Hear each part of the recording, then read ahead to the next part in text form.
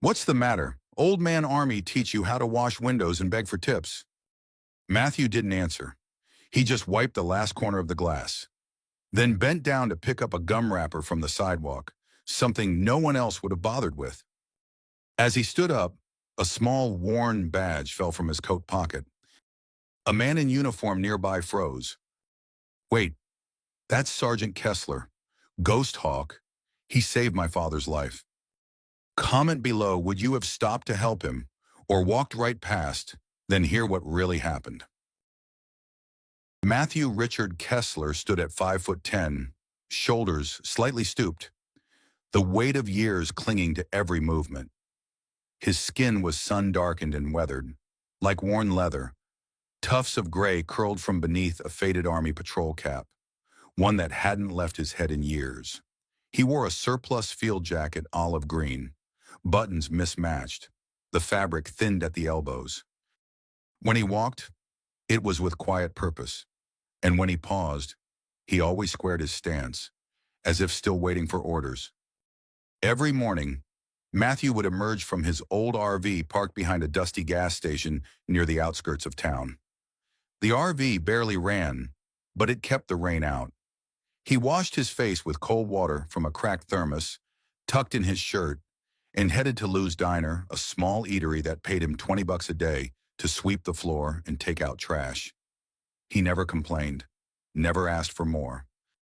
He greeted everyone with a respectful nod, and at the end of each shift, he folded his hands behind his back and said, "Thank you for letting me work." One afternoon, outside the diner, he noticed an elderly woman drop her coin purse on the sidewalk. Before anyone else reacted, Matthew bent down, picked it up gently, and handed it back with both hands. "Ma'am," he said softly, his voice gravelly yet kind. She looked surprised, maybe at the gesture or maybe at the fact he called her ma'am with such natural dignity. He didn't wait for a thank you. He simply tipped his cap and returned to scrubbing the diner's window, as if nothing had happened. That Friday was hotter than usual. As Matthew wiped the outside window of Lou's Diner, a group of bikers pulled up. They were loud, laughing too hard at nothing. One of them, a man with a shaved head and mirrored shades, pointed at Matthew and sneered, "Hey, Gramps, the 70s called, they want their corpse back." The others howled. Matthew didn't flinch. He simply lowered his rag, gave a small nod, and turned back to his work. Behind the counter, the owner looked away. Across the street, a cop watched and didn't move. Minutes later, one of the bikers stormed into the diner, shouting that his wallet was missing. Without hesitation, fingers pointed toward Matthew. "He's the only one close enough," someone muttered. Lou, the owner, stepped out. "Matt, I'm sorry, but I can't have this. You need to leave." Matthew didn't argue. He removed his cap, nodded once, and walked out silently. As the diner crowd buzzed with murmurs and sideways glances, a tall man in a pressed white shirt and khaki slacks stepped out from a parked SUV nearby. His badge wasn't visible, but his bearings spoke volumes. Lieutenant Colonel Jackson Hill, logistics officer at Fort Bragg, had only stopped by for coffee, but when he saw the silver pin glinting beneath the old man's frayed jacket, his steps slowed, eyes locked in disbelief. Hill bent down and picked up the object that had fallen, an old, scuffed silver badge. It bore the image of a hawk gripping a tomahawk. Ghost Hawk, a decommissioned covert unit, highly classified, long buried. His voice dropped. This can't be real. Only the first-gen teams had these." He turned to Matthew. "You were Ghost Hawk." Matthew didn't answer. He just met Hill's eyes, steady and silent, and that silence somehow said more than words. Hill opened his secure access app, typing quickly. No file came up under Matthew R. Kessler, but when he filtered by Ghost Hawk 2003, Iraq, one file appeared, redacted, classified, but just enough detail to strike him. Operation Silent Ember, a team extraction, 9 hostages saved. The report credited a senior sergeant who led under fire, wounded twice, refused evacuation. Final note, declined commendation, requested anonymity. Hill looked up again. The man before him, quiet, weathered, dignified, was the same man buried in the files. Hill's voice trembled as realization hit. 17 years ago, my father, Charles Hill, Army combat medic, was hit in that operation. He told me. Someone carried him 3 clicks under sniper fire to the evac zone. He never got a name. He stepped closer, his tone almost reverent. That was you, wasn't it? Matthew said nothing. He adjusted his cap slightly, then gave a small, deliberate nod. Hill's jaw tightened. My father died 3 years ago, but he never forgot you. Neither will I. Hill's fingers flew across his phone again, digging deeper into the archive systems. The military personnel database still showed nothing under Matthew's name. That's impossible, he muttered.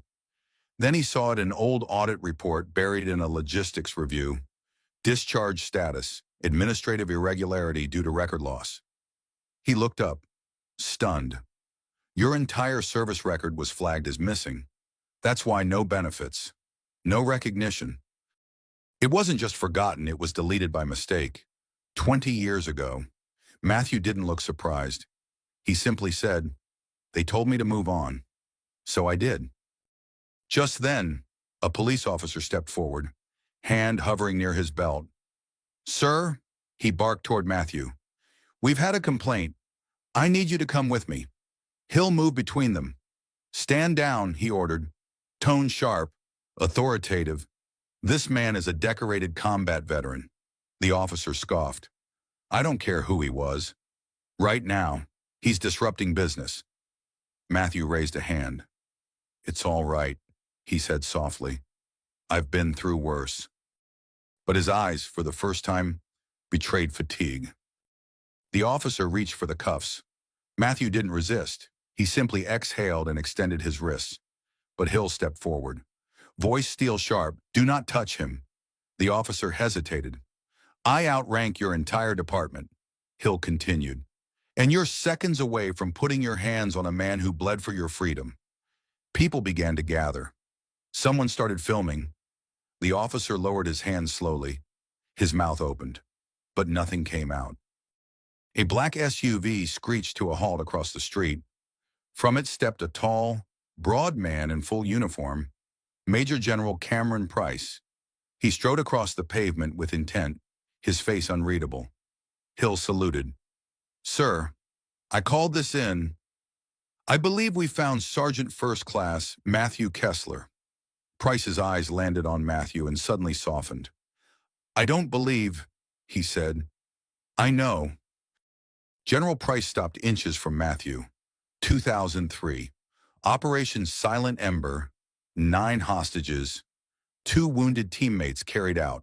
1 refused evacuation. Twice. He turned to the crowd. Matthew Kessler was nominated for the Medal of Honor. He declined. Said I didn't do anything the others wouldn't have done. Gasps rose from onlookers. The bikers shrank back. Matthew, still silent, stood straighter. Not prouder, just steadier. As if all he had ever needed was to be remembered correctly. General Price's voice dropped. He wasn't just lost in the system, he was sacrificed by it. He looked directly at the officer. Kessler refused to testify against a teammate accused unjustly. He took the fall, resigned quietly. It was the only way to clear the other man. Hill clenched his jaw. He gave up everything. For someone else's dignity, Matthew finally spoke. He had kids. I didn't. For a second, no one spoke. Even the birds seemed to fall silent. Price took a breath. His voice softened. You could have spoken up, fought the system. Why didn't you? Matthew looked up, eyes calm, because the noise wasn't worth more than the man I protected. Quiet honor is still honor.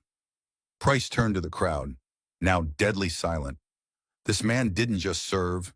He chose to disappear so someone else could live free. And then, to Matthew, you didn't lose your uniform. Sergeant, we just forgot how to salute the right people. One of the bikers stepped back, trying to blend into the crowd, but Hill pointed at him. You, what's your name? The man hesitated. You think mocking a decorated combat hero makes you a man? The biker looked down. We didn't know. Price cut in. That's the point. You never asked. The crowd had shifted. Where there was laughter, now there was shame. Even the police officer looked down at his boots. Matthew didn't gloat. He just straightened his jacket, eyes steady, not angry, just resolute. A black sedan pulled up military legal affairs. A young JAG officer stepped out, clipboard in hand. I'm here to file immediate misconduct reports, she said, glancing at the cops. She handed documents to the precinct sergeant. We're reviewing civil rights violations against Sergeant Kessler. Cameras had begun rolling. Reporters arrived. The same town that turned its back on Matthew now watched him with reverence. Someone whispered, we owe him an apology. But Matthew didn't seem to hear. He was staring at the horizon as if waiting for something more than justice. 3 days later, on the steps of the town hall, a small ceremony was held. No parade, no fanfare, just a flag, a podium, and silence. Lieutenant Colonel Hill stood beside General Price. Matthew wore a cleaned and pressed version of his old uniform, still faded, still humble. The mayor stepped forward, voice trembling. On behalf of this town, we apologize. Sergeant First Class Kessler, for what we didn't see, for what we forgot. Matthew didn't bow. He saluted short, firm, and full of grace. The bikers' faces, pale and downcast, stood near the back. They had been fined, ordered to perform community service, and required to issue a written public apology. Matthew never looked at them. He had no need for revenge. Dignity, once lost, wasn't restored by punishment but by remembrance. As the ceremony ended, a voice broke through the crowd.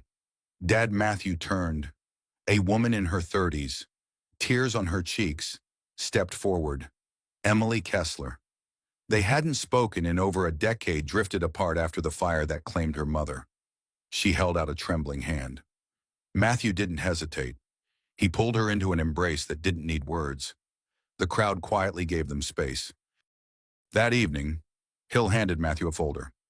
Your full military benefits are reinstated. Housing, pension, everything. Matthew nodded slowly.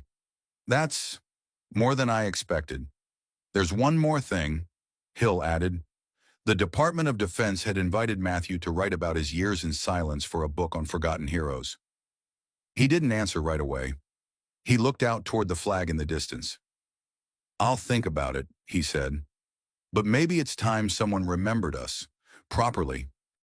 Within a week, Matthew's story had gone viral. Clips from the diner confrontation flooded social media. Veterans reposted them. Journalists interviewed Hill. A local news anchor called it the day America looked back.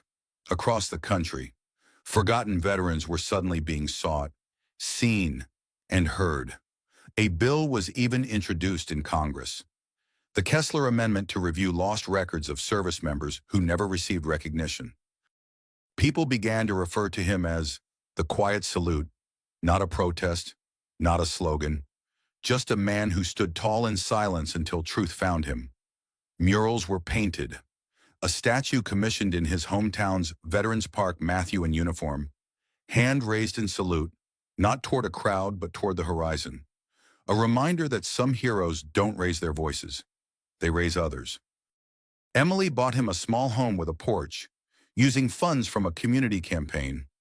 Every morning, Matthew sat outside, coffee in hand, birds chirping. He had nothing flashy, just peace.